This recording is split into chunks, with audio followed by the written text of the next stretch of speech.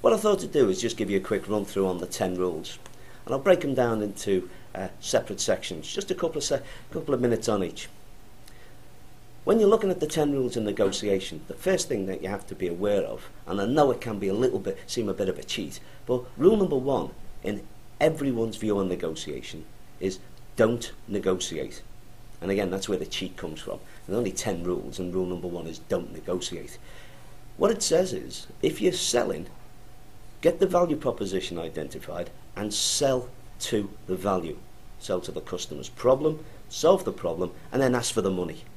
No negotiation needed. If you're buying, it's the other side of the coin. What you just do is you work out how much you want to spend, what the value to you is, and then tell the supplier how much you want to spend. No negotiation. They can make their own decision. And that's rule number 1. Don't negotiate unless you need to. Rule number 2 in negotiation is quite a careful one. Rule number 2 is never negotiate with yourself. Everyone has a tendency to lose a bit of confidence when they do go into a negotiation. They're thinking, how much can I get away with? What's the other guy thinking? What should I really be making as an offer? Well, the first thing you do is, if you're selling, lead with your list price. Don't negotiate with yourself, and don't try and round down your offer to make it appear a bit more acceptable to the other party. If you're buying, again, don't negotiate with yourself. Set a figure that you want to spend, might be within your budget, or just might be an expectation. And don't change from it. Go straight on, make that. If you have to make it as a first offer, make it that way. If not, hold back, but don't negotiate with yourself. That's rule number 2. Now, rule number 3 is never, ever, ever, ever, ever, ever accept the first offer. 2 reasons. First one is, if you're working with someone who is an instinctive negotiator, they will be keeping something holding back. So the first offer won't be the best one for you. The second reason is, if you're dealing with a professional negotiator, they're not going to try and break rule number 2. So they won't be negotiating with themselves already. So the view here is, when you actually see someone make an offer put on the table, there's always a better one behind it. Not necessarily lower money, but a better offer can always be made. So rule number 3, never, ever, ever accept the first offer. Now, rule number 4 can sometimes be a bit confusing, because rule number 4 is never make the first offer if you can avoid it.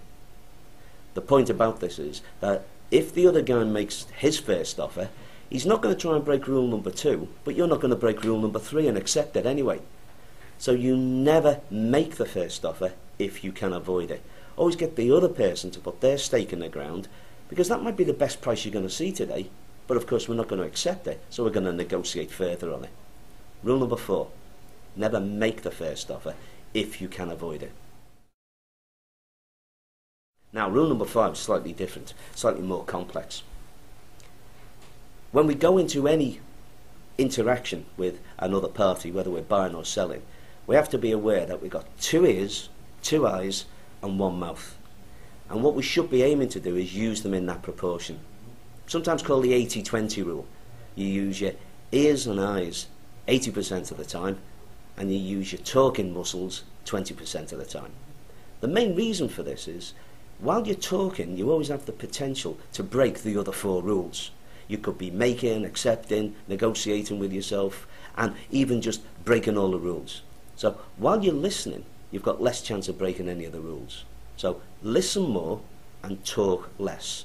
What it means is, you don't leak any signals to the other person, and you don't give any room for manoeuvre, and you don't break any of the rules. Rule number 6, never give anyone a free gift. Make sure in a negotiation, if someone wants something from you, they work for it, or they give you something in return. 2 key reasons you never give anyone anything for free. And by that I don't just mean discount, I mean information, maybe even cooperation as part of a gift in a negotiation. Never give anyone a free gift. Make sure they work for it, for 2 reasons. Number 1, today's free gift is tomorrow's starting point. So if you happen to give someone a 10% discount just because you can, on this deal they accept it. Next time you get engaged with them and you send them a $1,000 deal on the table, In their mind, they're already starting with a 10% discount. So your $1,000 deal is actually $900 to them before they've even started talking to you. The second reason you don't give anyone any free gifts is not only is it today's starting point, but it's an additional extra point that they're looking for after this. So they'll take the 10%, and because you easily gave them 10% last time, they'll want another 10% as a minimum. So you thought you were starting with $1,000 on the table. They are actually now talking about $810. They've taken their 10% from last time, and they're taking the next 10% as $90 on this one. Never give anyone any free gifts. Rule number 7, slightly more complex. And what it is primarily is, watch the salami. Now, there are two things that happen in a salami. The first one is, you can do it to yourself.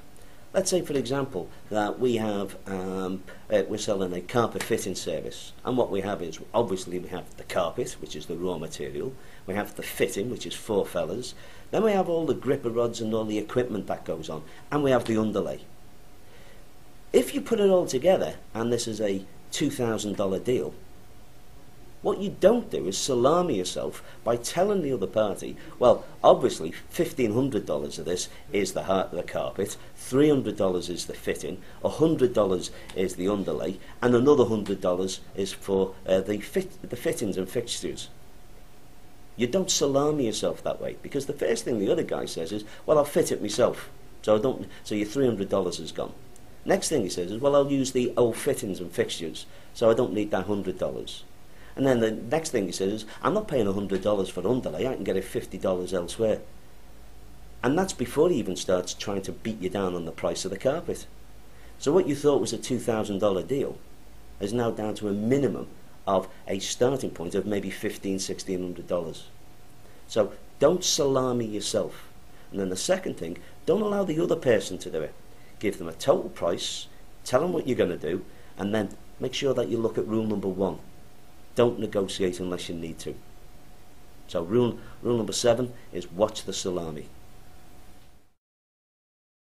Rule 8, quite an interesting one. We call it avoid the rookie's regret. Everyone walks away from a deal wondering whether or not they could have got better. I don't care how professional you are, I don't care how good you are. Most people walk away thinking, could I have done better? Should I have done better? To avoid the rookie's regret, you have to be able to answer the 3 trading questions before you close the deal. And the 3 TQ, or the 3 trading questions are, number 1, if I'm about to make a concession to the other party, what is it going to cost me? So if I'm going to give this person an extra 10 days credit on $1 million deal, and my credit terms, what's it actually going to cost me this extra 10 days where it's in his bank, not mine?